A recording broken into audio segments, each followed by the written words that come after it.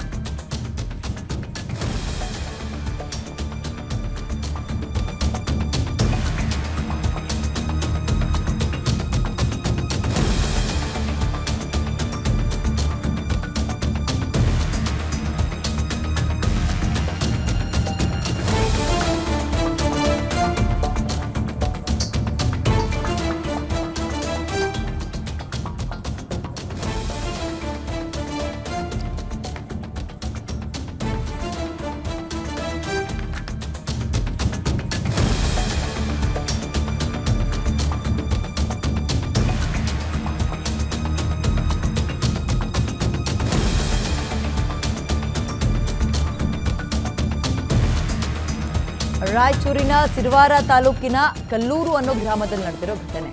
ಲಲಿತಾ ಹಾಗೂ ಯಲ್ಲಮ್ಮ ಕುಟುಂಬಗಳ ನಡುವೆ ಜಗಳ ಆಗಿದೆ. ದೊಣ್ಣೆ ಕಲ್ಲು ತೆಂಗಿನಕಾಯಿಯಿಂದ ಹೊಡೆದಾಡ್ಕೊಂಡಿದ್ದಾರೆ. ಲಲಿತಾ, ತಾಯಪ್ಪ ಸೇರಿದಂತೆ ಹಲವರಿಗೆ ಗಾಯ ಆಗಿದ್ದು ಏಸುರಾಜು, ಆಂಜನೇಯ ಸೇರಿ 5 ಹಲ್ಲೆ ಮಾಡಿದ್ದಾರೆ ಅನ್ನುವ ಆರೋಪ.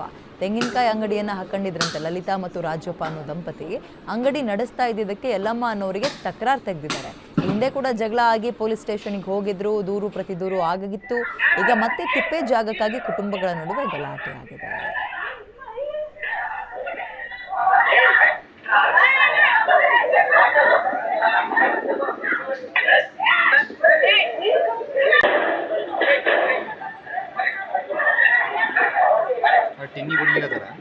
ಟಿನ್ನಿ ಕಿತ್ತಾರಪ್ಪ, ಕಿತ್ತಿಬಿಟ್ರ ಒಂದು ಸೈಡ್.